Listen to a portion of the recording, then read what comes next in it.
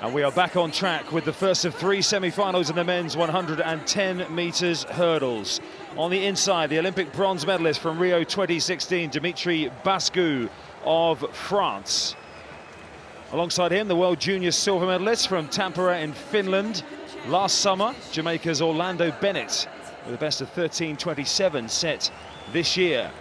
The world indoor champion from last year in his home country in Birmingham, Andrew Pozzi, who's had injury problems this year, but is back and is in a World Championship semi-final. He said it was good to get the race rust out in round one.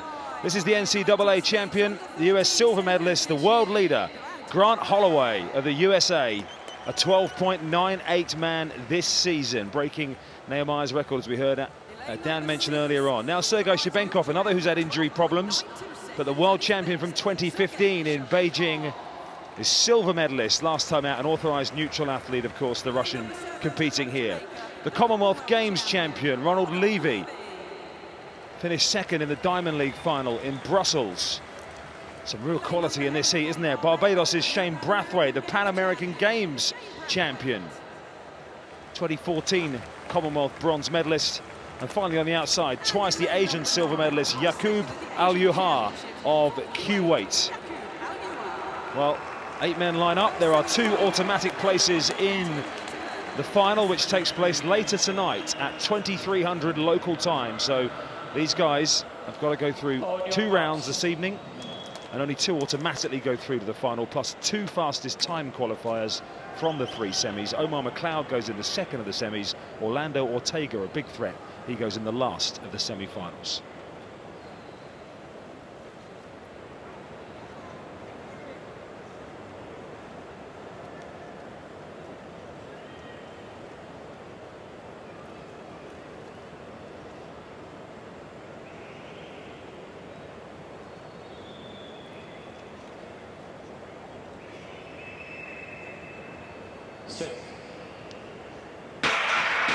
Oh, after a great shot from block cam, we saw a shot that I think Al-Yuhar of Kuwait on the near side in lane 9 might not want to see again, Dan O'Brien. Well, that's too bad, but it's interesting. We don't see a false start these entire World Championships. And then in the hurdles, yesterday we saw a false start, and again today a false start. These hurdles, there's just something about 10 barriers up there in front of you. You just feel the need that you got to get out there before the gun goes off. That's too bad. You know, you come all this way, you make it to the semifinals, and you don't get a chance to run. Well, here we go to have a look at it, and closest to the camera, there's not too much doubt about that. Just waiting for the official word from the starter down on the line. But Al-Yuhar of Kuwait, the biggest moment of his life, getting to a World Championship semi-final, and that excitement as Grant Holloway actually got a flyer in the middle. He got a great start. He would have loved to have gotten that start and run that race. Well, Al-Yuhar, I think, has almost officially shown himself the red card. I'm not sure he's officially been shown it by the starter yet. They're just waiting for confirmation of that down there, but he knows, and he waits in the athlete entry area. And Grant Holloway, well, can he produce 2 lightning quick starts in quick succession? As we see the reaction times, bottom right of your picture, Al-Yuhar, yeah. Anything that starts with a 0.00 is way too quick for the legal limit. And this is tough. These athletes need to reset now, go through their routines again, and now they're really going to be held in their blocks. Well, the only question on Grant Holloway was about handling the occasion, about handling the 3 rounds, about handling the World Championship pressure. Now, there's a green card has come across here, so Al-Yuhar, having basically almost disqualified himself by walking off and taking off his hip bibs, there's a greens card, which is an unsatisfactory start, so Al-Yuhar amazingly is back in. He can't believe it. He took his hip numbers off, yeah, and now he's putting them back on.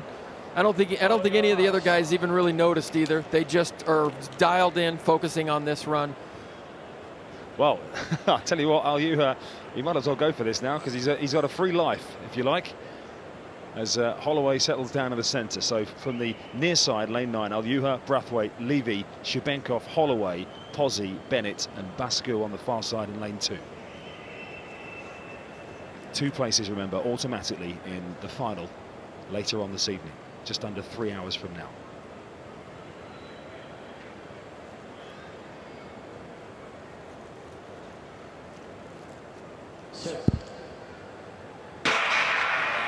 Well, away they go this time, and Holloway did get another good start in the centre. Shibenkov as well, but it's Holloway by a metre or two at the moment. Shibenkov chasing hard, and Levy trying to get into it as well. Also Brathwaite, but it's Holloway from Shibenkov. They're the two automatic qualifiers. Disaster for Levy at the final barrier. Cost himself a potential place in the final.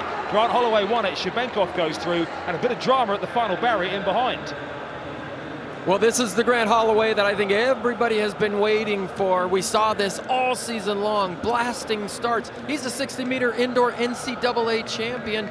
He's an outstanding sprinter, and he ran like this outdoors. It's only towards the end of the season did Grant Holloway start to have a little bit of trouble, but Shibenkov, he made a nice move at the end. Holloway stumbled just a little bit on hurdle 10, but wow, he looked fantastic for 9 hurdles. Look at this start. He's an extremely big guy. He runs 7 to the first hurdle. A lot of other guys run 8, but when you got a stride like Grant Holloway, you've got to get 7. Boom, left leg lead. What he does very well is he anticipates the next hurdle. Look at the head and shoulders, not moving a bit. That is textbook hurdling. But Shibenkov, he doesn't even shrug. He doesn't press. He just keeps running hard and comes off that last hurdle and almost runs Grant Holloway down.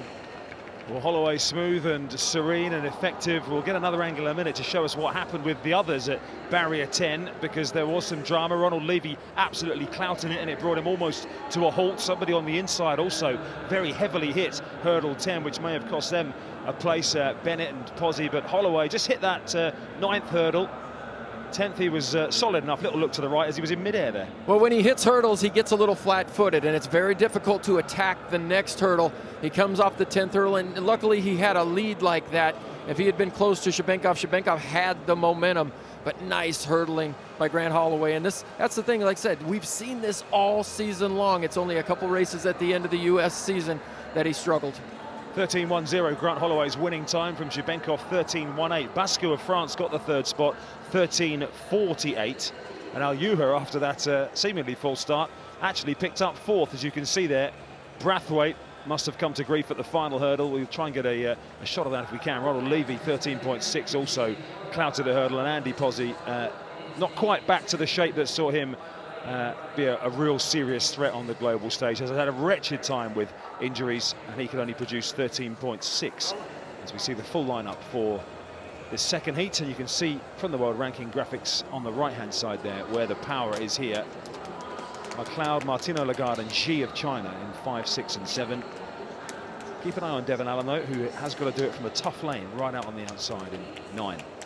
Omar McLeod is going to want to run a really fast race here.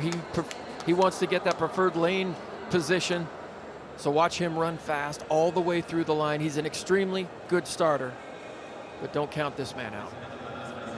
McLeod, of course, we mentioned it in the heats round as well. He's a 9.99 100-meter runner on the flat. Talks about wanting to potentially go back to that event. He's got his eye on the world record if he won a 2nd world title. Of course, he is only 25, which for a high hurdler is young, isn't it, really? Plenty more years left if he wanted to stay over the barriers.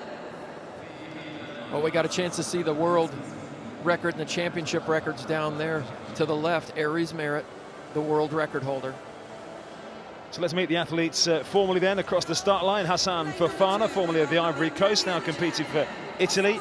A 13.44 man, setting his lifetime best this year. A bit of Italian support here inside the stadium as his name is announced. Johan Chivera, the South American silver medalist for Colombia. One of the time qualifiers to come through from the heats. Jason Joseph is an exciting prospect. He's just 20 years of age. He's the European under-23 champion. National record holder of Switzerland. They've got their cowbells here. Here is the world and Olympic champion in lane number 5, Omar McLeod, number 6 on the all-time list, an all-time list which is packed with talent. Aries Merritt, as Dan O'Brien mentioned, tops that list. The European champion is Pasco Martino Lagarde of France in lane 6. Like McLeod, a sub-13 second man, his lifetime best 12.95. Ji Wenjun of China, never made the world final, twice the Asian champion, taken over as the Chinese number 1 post the Liu Zhang era. Another one representing Asia is the World Student Games silver medalist from a couple of years ago, Chen Kui-ru of Chinese Taipei on his World Championship debut, making the semi-finals. And right on the outside, the US indoor champion, Devon Allen, who made the semi-finals in London 2 years ago, but got no further. Can he improve on that and make himself a World Championship final? Semi-final 2 of 3, the men's 110 metres hurdles, and just those 2 automatic places in the final, just under 3 hours from now. Keep an eye on the centre lanes. McLeod, the defending champion in the yellow of Jamaica, alongside him Martina Lagarde of France and G of China in lanes 5, 6 and 7.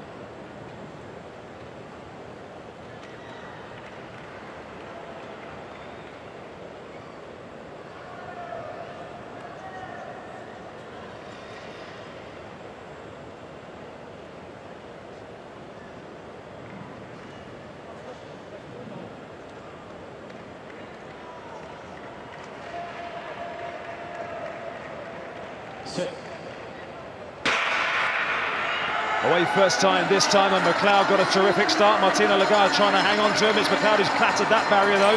Didn't affect his momentum too much. Martina Lagarde and G starting to come through. Just 2 go through, remember. And McLeod gets it from Martina Lagarde ahead of G. And McLeod did well to hold that together and produce 13.08 because he hit a barrier pretty hard in the early stages. But he showed his class and he's through to the final.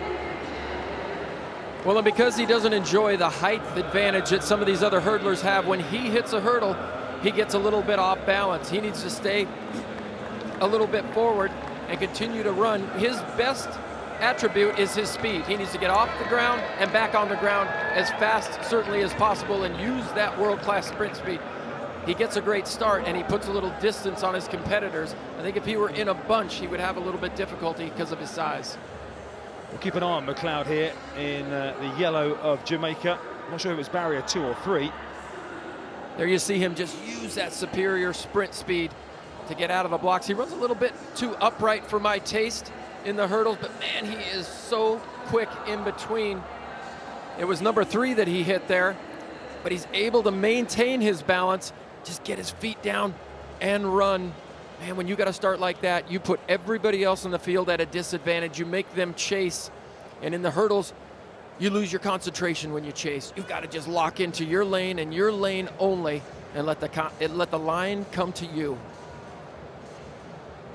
Martina Lagarde ran a good race, held on to McLeod pretty well. They were the 2 automatic qualifiers, 13.08 and 13.12. So see the head-on from McLeod. There we go. You see, he's not just stepping over those hurdles. He's actually got to jump because he doesn't enjoy that 35, 36-inch inseam.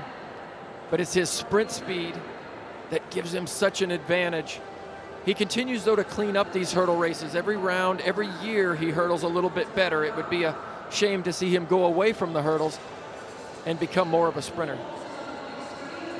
See the variety of starting positions there. That's a great shot as they make their way away there in that set position. Some really low, face pointed to the ground, some almost at a 45-degree angle. Looking down the track as we confirm that full result.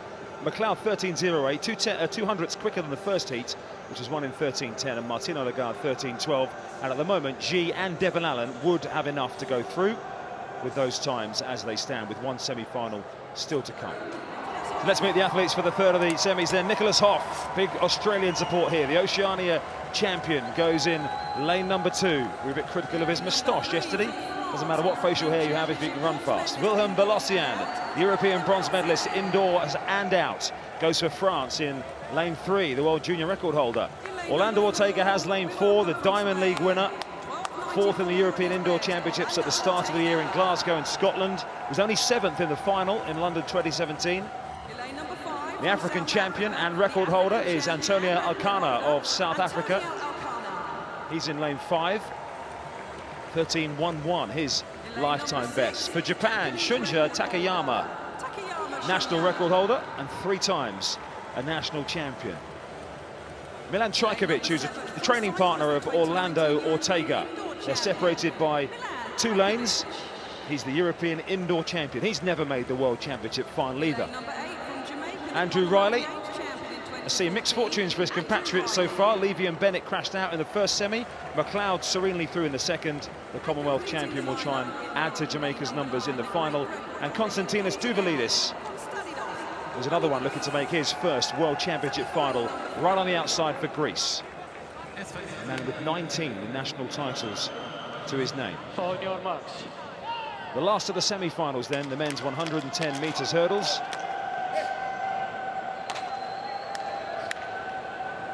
Two spots automatically up for grabs in the final.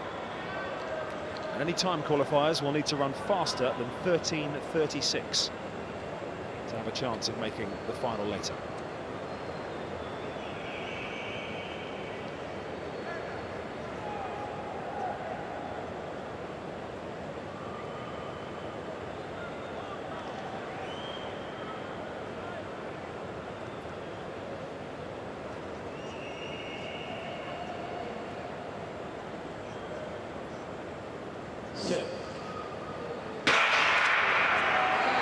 Away first time, Nakayama of Japan has got away well with Alcana and Trajkovic either side. Ortega not into his running just at the moment. Nakayama hit that one hard. Trajkovic and Ortega then, the training partners, will come through and take the two spots. Ortega wins it in 13.16. Trajkovic in second.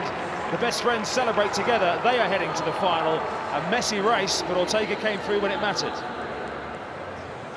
Well, it didn't look like he got the best start ever, but man, he really ran well in the second half of that race. Very clean, very consistent. Really was able to concentrate on all the carnage, was able to concentrate and leave all that carnage that was going on behind him. Takayama really ran a good first part of that race. If that was a 60-meter hurdle race, he might have come up with the victory, but Ortega is running really, really well. Maybe as well as any hurdler that we've seen in these three semifinals. He'll need a better start in the finals. Takayama got an absolute flyer, didn't he, through the first 30 or 40 metres, then hit two in a row.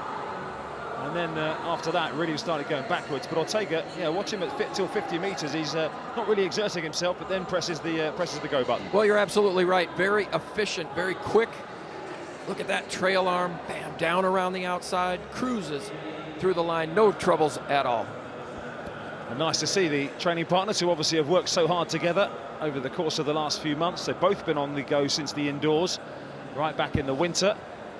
And they will have two places in the final. 13.16, the winning time for Orlando Ortega. And Milan Trajkovic, 13.29, the second of the qualifiers. Alcana's 13.47 in third place won't get him through as one of the time qualifiers, which means that G and Devon Allen of the US, according to our computer here, will be the ones to make the final as time qualifiers. Here's the result, first of all, of that third semi-final, won by Ortega from Trajkovic.